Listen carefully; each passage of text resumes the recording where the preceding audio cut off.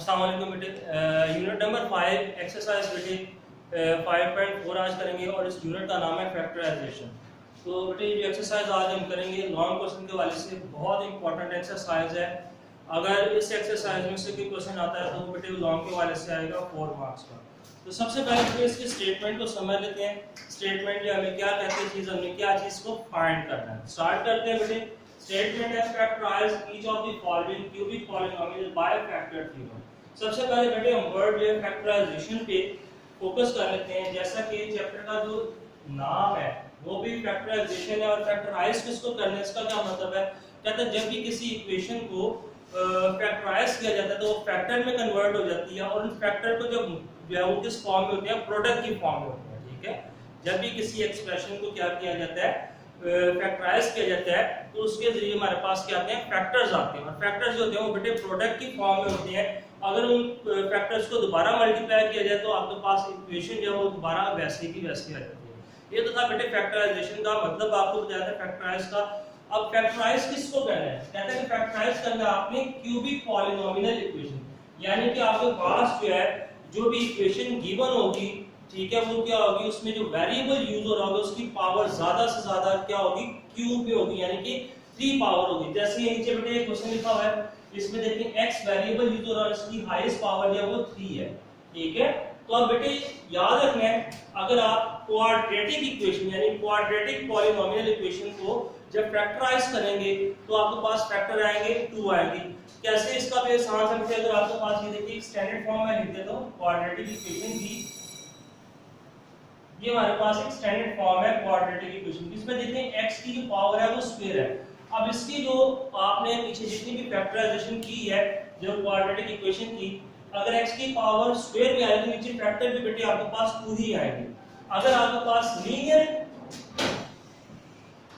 Equation है, अगर इसकी आप फैक्टर फाइंड करेंगे तो x की वैल्यू बेटे क्या आएगी, 1 आएगी। याद रखना है x की पावर जितनी हायर होगी उतनी उसके फैक्टर आपको फाइंड होंगे। अब यहाँ पे समझाने के लिए आपको ये बेटे थोड़ा सा हिंट दिया था, क्यूबिक पॉलिनोमियल इक्वेशन है तो इसको जब सॉल्व किया जाएगा, फैक्टराइज किया जाए तो आपके पास जो 3 फैक्टर्स आएंगे और वो किस फॉर्म में होंगे, प्रोडक्ट की फॉर्म में। क्लियर हो गया। अब बेटे आगे कहता है लास्ट वर्ड जो है, कहता है फैक्टर थ्योरम के जरिए आपने जो है वो फैक्टराइज करना है। फैक्टर थ्योरम क्या है बेटे, आपने पीछे एक्सरसाइज 5.3 में पढ़ चुके हैं कि जब भी आप पॉलिनोमियल इक्वेशन को लीनियर पॉलिनोमियल इक्वेशन पे डिवाइड करते हैं तो आंसर अगर आ जाए यानी रिमाइंडर इक्वल टू 0 आ जाए, मसलन कोई भी इक्वेशन है, इक्वेशन अगर इसको मैं डिवाइड करता हूं x - 2 पे और सॉल्व करके आंसर जो है रिमाइंडर इक्वल टू 0 आ जाए तो मैं कह दूंगा कि x - 2 क्या है, वो फैक्टर है किसका, p ऑफ x का। ठीक हो गया। तो ये तो बेटे था, फिर इसको देख लेते हैं। कहते हैं कि जब भी आपके पास पॉलिनोमियल इक्वेशन है, अगर इस पे डिवाइड किया सपोज यानी कि x - 2 पे अगर मैं इसको डिवाइड करता हूं और रिमाइंडर आ जाए हमारे पास 0 आ जाए, चाहे कोई और ले लें, x + 2 ले लें, x + 5 ले लें, x - 6 ले लें, कोई भी ले लें बेटे, अगर इन पे डिवाइड किया जाए और रिमाइंडर अगर आपके पास क्या आ जाए, 0 आ जाए, इनके जरिए तो हम कह देंगे ये तीनों के तीनों क्या है वो पॉलिनोमियल इक्वेशन के, यानी कि p ऑफ x का हमारे पास क्या होगा, फैक्टर थ्योरम के जरिए सॉल्व कर लिया, ये फैक्टर बन जाएंगे। ठीक है, 0 आ जाएगा, रिमाइंडर तो क्या कह देंगे, सारे का सारे क्या बन जाएंगे, इसके फैक्टर बन जाएंगे। क्लियर हो गया बेटे, ये था स्टेटमेंट, आपको समझा दिया। अब क्वेश्चन को स्टार्ट करते हैं, फैक्टर थ्योरम के जरिए इसको कैसे करेंगे। आपको याद होगा कि जब हमने सॉल्व किए थे क्वेश्चन को, ठीक है, जब हमने पीछे 5.3 में क्वेश्चन को सॉल्व किया था तो वहां पे हमारे पास पॉलिनोमियल इक्वेशन और लीनियर जो थे हमारे पास पॉलिनोमियल इक्वेशन वो गिवन थी, उसमें से हमने x की वैल्यू फाइंड की और फिर आगे उसको सॉल्व किया था, यानी कि इक्वेशन में x की जगह पे वैल्यू पुट कर दी थी, उसके बाद उसको 1 बाय 1 या उसको सॉल्व कर देता। चलिए बेटे अब आगे जो है इसको स्टार्ट करते हैं। अब इसमें देखेंगे कि किससे जो है हम इसको फाइंड कर सकते हैं।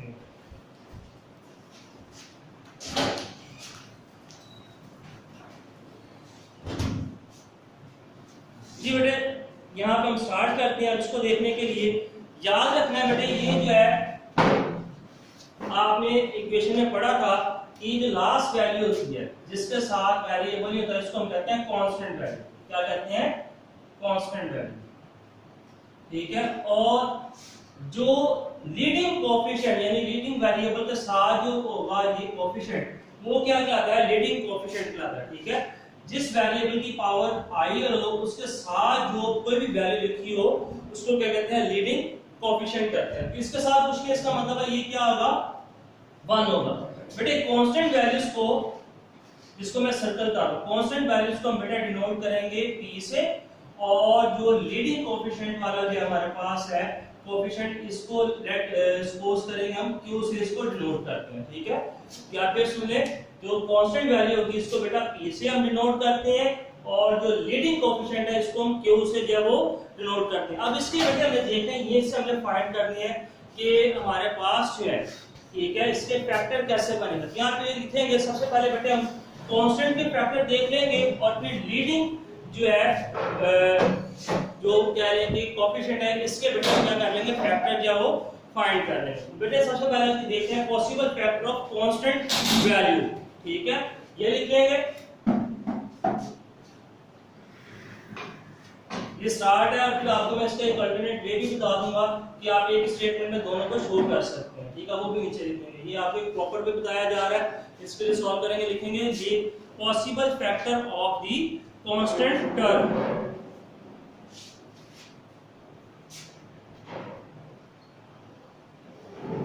Possible factor of constant value लिख लें या टर्म लिख लें, कांस्टेंट टर्म लिख लेते हैं, टर्म का मतलब बेटा वैल्यू होता है टर्म। तो इसके कौन से होंगे, p हमारे पास है, जैसे मैंने कहा इक्वल टू 2 है। ठीक है, अब इसके कौन कौन से होंगे, किस किस टेबल में बेटा ये 2 आता है, तो आपको पता है 1 प्लस माइनस 1 और प्लस माइनस 2, ना पता चले तो बेटा यहाँ पे इसका आप एलसीएम ले सकते हैं। ठीक है, तो ये इसके आ जाएंगे 1 और 2, इसके क्या आ जाएंगे, पॉसिबल जो है वो फैक्टर्स आ जाएंगे। ठीक हो गया, तो ये था बेटे, हमने इसको कर दिया, हमने लिख दिया पहले स्टेटमेंट क्या किया, इसके जो लास्ट में p आ रहा था इसका फैक्टर है possible factors of constant term p equal to 2। इसको मैंने जैसे बताया कि लास्ट कांस्टेंट वैल्यू इसको बेटा p से हम क्या करते हैं, डिनोट करते हैं, और जो x के साथ है इसको कहते हैं leading coefficient.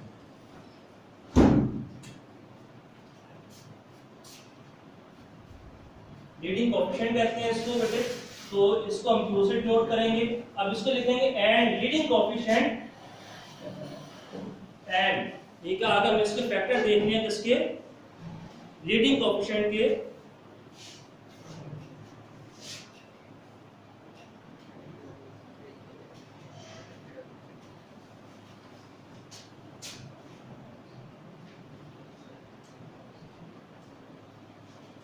Leading coefficient q, तो बेटे इसके जो है 1 है, इसके क्या होंगे फैक्टर्स कैसे बनेंगे, एक ही बनेगा प्लस माइनस 1। ठीक है, ये आ जाएगा। अब बेटे हमें देखना है इन फैक्टर्स को, ये जो आपके पास आए ऊपर और नीचे, यानी कि इसके जो फैक्टर आ गए कांस्टेंट वैल्यूज के और उससे लीडिंग कोएफिशिएंट को, इनको यूज करते हुए हमें जो है फैक्टर थ्योरम को यूज करना। कैसे करेंगे बेटे, इसको देख लेते हैं कि p ओवर q की फॉर्म में ये नंबर्स लिखे जाएंगे। बेटे आपके पास देखिए p क्या वैल्यू है, ये आपके पास 2 वैल्यूज है। ठीक है, इसको आपने डिवाइड करना 1 कांस्टेंट, ये जो आपके पास लीडिंग कोएफिशिएंट है इसका डिवाइड करेंगे प्लस माइनस 1। ये समझाने के लिए बेटे आपको लिख रहा हूं plus minus 2 divided by plus minus 1, यानी कि p ओवर q आपने पढ़ा होगा ये एक रैशनल नंबर कहलाता है, जो आपने चैप्टर नंबर 2 में भी पढ़ लिया था। रैशनल नंबर क्या होता है, जिसको p ओवर q की फॉर्म में लिखा जाता है। ठीक है, तो बेटे देखें, अगर मैं यहाँ पे लिखूं 2 लिखूं तो इसका मतलब है कि 2 लिखा इसके नीचे 1 है, लेकिन 1 लिखने की जरूरत हमें पेश नहीं आती, हम नहीं लिखते। ठीक है, अगर 3 लिखा हो खाली, इसका मतलब है इसका जो नीचे डिनोमिनेटर है वो क्या है, 1 मौजूद है। इसी तरीके से बेटे यहाँ पे प्लस माइनस 1 को डिवाइड कर जब करेंगे q पे, तो ये कटिंग होके 1 आ जाएगा, और 2 अगर लिखा तो उसके नीचे भी मतलब है कि 1 मौजूद है। तो इसलिए हम इसको क्या लिखेंगे, पॉसिबल जो p ओवर q की फॉर्म में प्लस माइनस 1 कॉमा, और दूसरा जो फैक्टर बन जाएगा प्लस माइनस 2 बन जाएगा। ठीक है, ये इसके बेटे क्या बन जाएंगे, पॉसिबल फैक्टर्स बन जाएंगे। आगे आप देख सकते हैं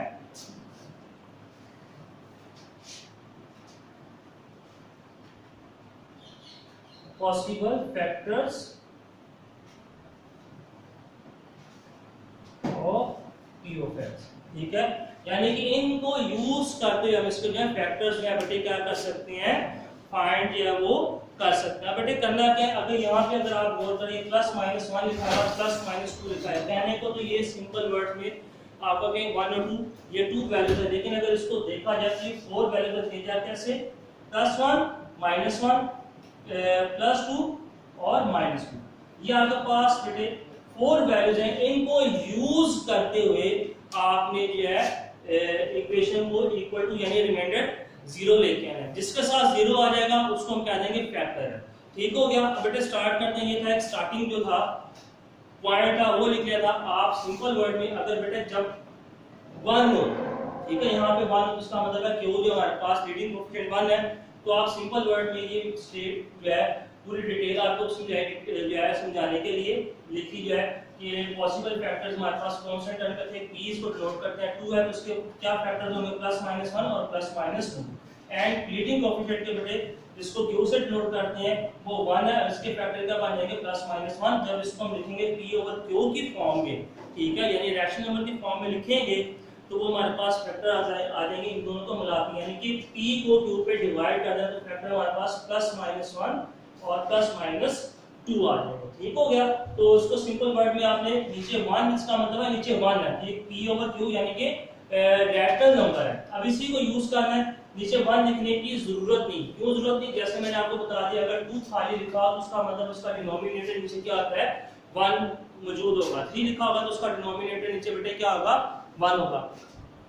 अगर किसी को बेटा ये पूरी स्टेटमेंट ना पता चले तो आप सिंपल वर्ड में ये जो कांस्टेंट वैल्यू अगर 1 हो तो ये आपके एक ट्रिक है, अगर जो है कोएफिशिएंट जो है इसका क्या हो 1 हो, ठीक है, लीडिंग कोएफिशिएंट आपके पास 1 हो तो आप सिंपल एक स्टेटमेंट भी देख सकते हैं, possible factors of coefficients and constant values are, ये भी आप देख सकते हैं पॉसिबल फैक्टर्स, ठीक है, possible factor of coefficient and possible factor of coefficient and constant terms are, ऐसे भी आप लिख सकते हैं। आगे जो जिसके फैक्टर्स बनेंगे वो आर इसको यूज कर सकते हैं, लिख सकते हैं। अब बेटे मैं इसको जो है स्टार्ट करेंगे, अब बेटे 4 वैल्यूज है इस इक्वेशन में, जहां जहां पे x आ रहा है वहां पे आपने पहले +1 को पुट करके देखना है, फिर -1 को पुट करके देखना है, फिर +2 को पुट करके देखना है और -2 को पुट करके देखना है। रिमाइंडर क्या आना चाहिए 0 आना चाहिए। याद रखें जब इनको सॉल्व करेंगे तो 3 वैल्यूज आपने ऐसी फाइंड करनी है x की जिसको पुट करके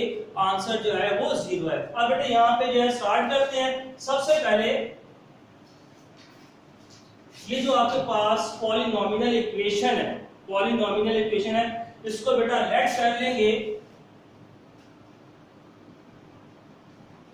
p ऑफ x की, ठीक है, ये हमारे पास क्या आ जाएगा पॉलिनोमियल इक्वेशन आ जाएगी।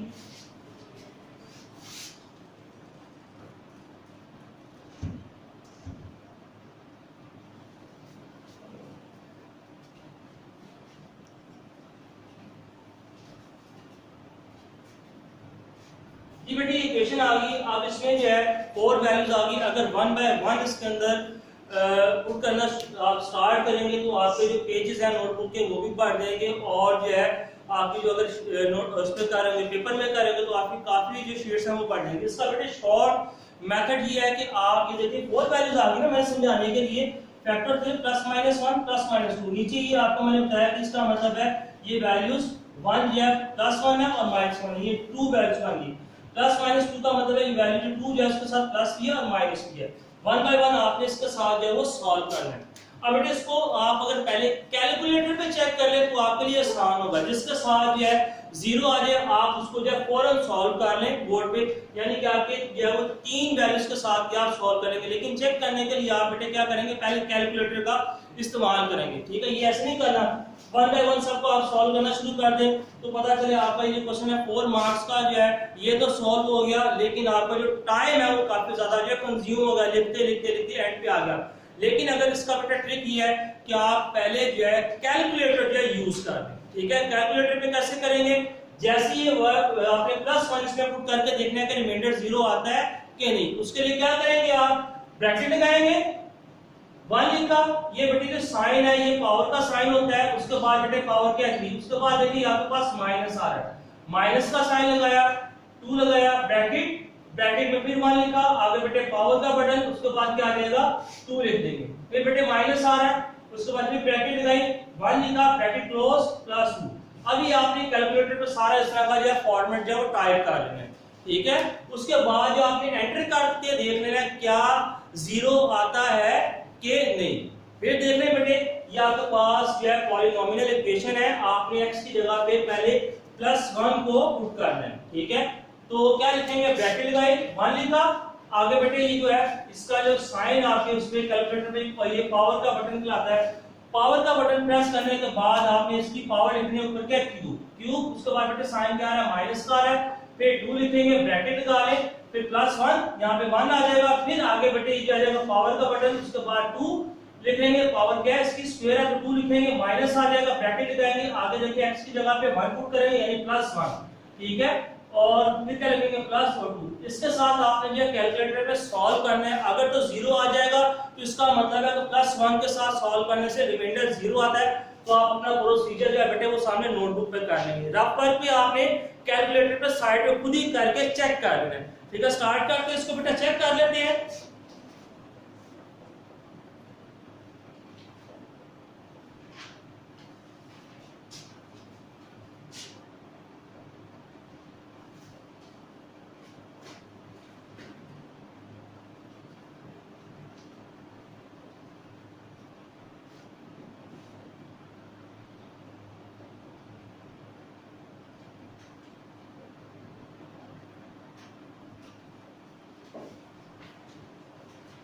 जी बेटे +1 के साथ जब हम उसको पुट करके देखेंगे तो आंसर जो आ जाता है वो बेटा 0 आ जाता है, रिमाइंडर जो है वो 0 आ जाता है।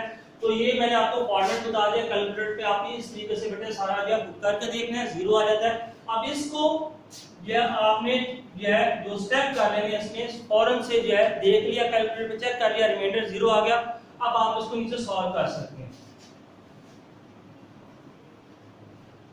Putting the value of x की वैल्यू आपने +1 दिया वो बेटे पुट कर दी, ठीक है। अब जहां पे बेटे x आ रहा है वहां पे आपने 1 पुट कर देना।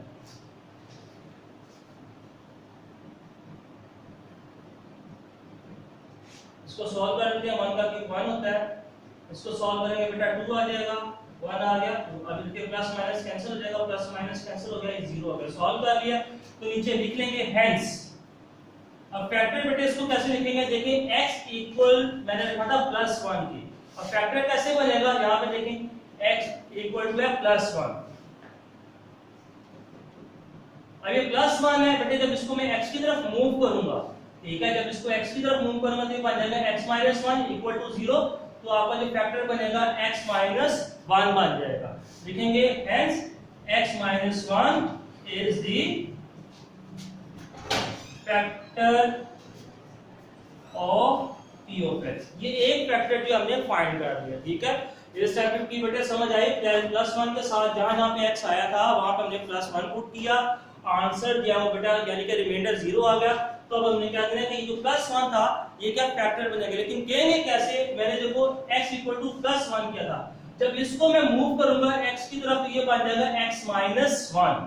क्या बन जाएगा, x - 1 बन जाएगा। तो यही माना गया x - 1 क्या आ जाएगा, फैक्टर हो जाएगा किसका, p ऑफ x का, यानी पॉलिनोमियल इक्वेशन का। अब बेटे ये एक फैक्टर फाइंड कर दिया, इसी तरीके से आपने 2 फैक्टर और फाइंड करने हैं, ठीक है। जैसे मैंने अपने लेक्चर के स्टार्ट में कहा था कि उसने कहा फैक्टराइज करना है और फैक्टर फाइंड करना है फैक्टर थ्योरम के जरिए क्यूबिक पॉलिनोमियल इक्वेशन के। जब क्यूबिक का नाम दे दिया तो जब आप फैक्टराइज करेंगे क्यूबिक पॉलिनोमियल इक्वेशन को तो आपके पास जो फैक्टर आएंगे वो भी कितने आएंगे, 3 आएंगे, ठीक है। उसकी रीजन क्या है, जो वेरिएबल यूज हो रहा है, इसका भी मैंने आपको ट्रिक बता दिया था, वेरिएबल अगर उसकी हायर पावर 3 है तो फैक्टर भी बेटे 3 आएंगे। अगर आप क्वाड्रेटिक इक्वेशन को सॉल्व करें, उसकी क्वाड्रेटिक इक्वेशन में जो है वेरिएबल की पावर क्या किया जाता है 2 किया, तो उसके फैक्टर भी कितने आएंगे, 2 आएंगे। जितनी वेरिएबल की हायर पावर आएगी उतने ही आपके पास फैक्टर जो है वो बेटे आपको हासिल होंगे।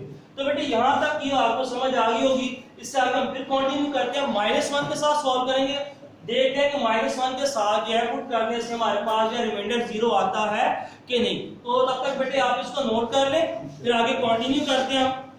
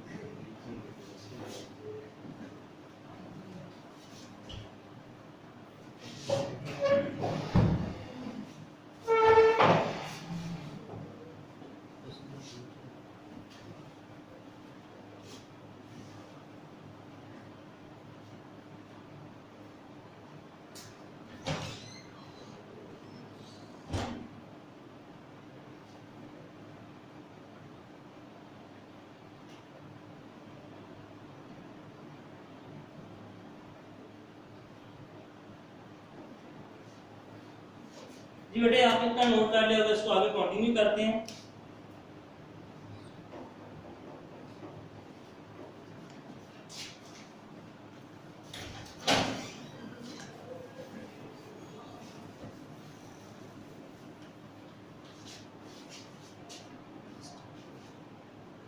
अच्छा बेटे अब यहाँ पे जो है -1 बेटे हम करेंगे, जैसे कि हमने कहा था इसके पॉसिबल फैक्टर थे +1 -1 +2 और -2 थे। अब बेटे हम इसको सॉल्व कर लेंगे, इसके साथ सॉल्व करेंगे इक्वेशन को जैसे हमने लेट किया हुआ था p ऑफ x के।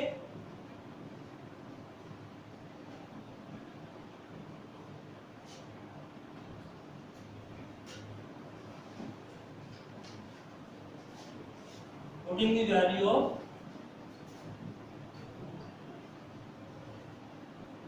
x equal to -1 पुट करेंगे, तो बेटे जहां पे आपके पास x आ रहा है वहां पे -1 पुट करना है।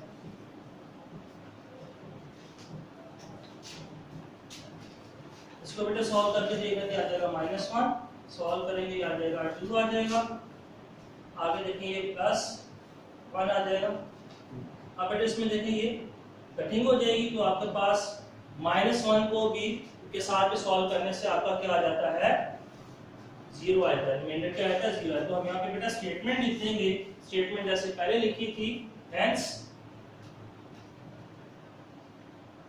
फैक्टर कैसे बनेगा। अब x आपने इक्वल टू बेटे -1 रखा था, अब इसका फैक्टर कैसे बनेगा, -1 है, जब इसको x की तरफ लेके जाएगा तो क्या आ जाएगा +1 हो जाएगा। तो ये आपके पास बेटे क्या आ जाएगा फैक्टर हो जाएगा x + 1, यहाँ पे लिखेंगे x + 1 is the factor of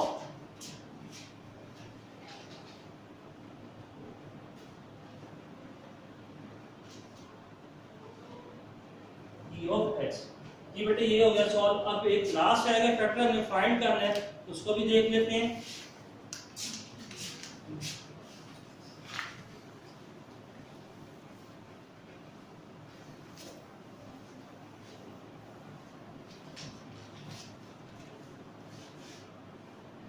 ये बेटे +2 पुट करके देखते हैं हमारे पास आंसर आता है कि नहीं।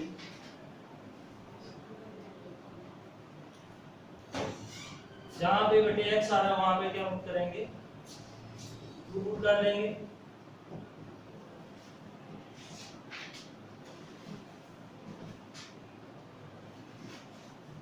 सॉल्व करते हैं 8 आ जाएगा, ये आ जाएगा बेटा 4, कटिंग होगी आगे मुझे इसको सॉल्व करते हैं 8 आ जाएगा, कटिंग करेंगे तो 0 आ जाएगा। तो बेटे इसके साथ भी जो है +2 पुट किया था, उसके साथ भी रिमाइंडर जो है वो 0 आ जाएगा। अब इसको भी कैसे लिखेंगे, हेंस इसका भी देखिए बेटे +2 किया था, तो आपको याद होगा x = +2 है। अब इसका कैसे फैक्टर बनेगा, +2 है, जब x की तरफ लेके जाएंगे तो -2 हो जाएगा, तो हमारे पास x - 2 जो है वो बेटा फैक्टर हो जाएगा। लिखेंगे x - 2 is the factor of p of x। ये बेटे हमने 3 फैक्टर फाइंड कर लिए। अब लास्ट में जो है फाइनल जो है इसका आंसर लिखना है वो कैसे लिखेंगे,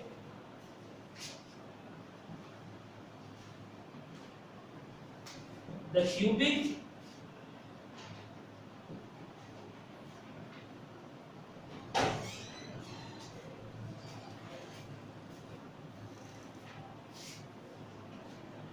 factors of p of x, ठीक है, are x + 1, x - 1 और x - 2, ये फैक्टर्स आ गए। और इसका दूसरा तरीका ये है कि आप पूरी जो एक्सप्रेशन को है वो लिख लें, ठीक है, अल्टरनेट वे में। वो कैसे लिखेंगे, यहाँ पे बेटे आप ये लिखेंगे जो आपके पास एक्सप्रेशन है और आगे इसके जो फैक्टर लिखेंगे, ठीक है, ऐसे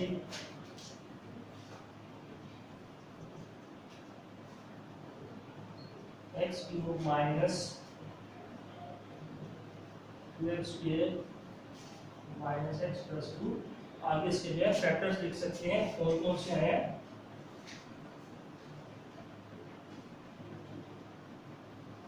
ये 2 बेटे ये बता दिया आपको, एक्सप्रेशन लिखे और आगे उसके फैक्टर्स देख सकते हैं। ठीक है 10 the cubic factor of P F X are ऐसे लिख लें या नीचे वाले फॉर्मेट में आप इसको लिख सकते हैं। तो ये आपका बेटे जो है क्वेश्चन नंबर 1 और 5.4 का बेटा हमने सॉल्व किए। इसके क्वेश्चन नंबर 1 से लेके क्वेश्चन नंबर बेटे 6 तक सारे के सारे जो है सेम इसी तरह सॉल्व होंगे। तो बेटे आपने जो इसके बाकी के क्वेश्चन जो है उसकी प्रैक्टिस कर लेनी है। कल इंशाल्लाह जो इसी एक्सरसाइज का क्वेश्चन नंबर 7 और 8 जो है उसको सॉल्व करेंगे। तो बेटे आप इसको जल्दी से जो एक दफा नोट कर लें।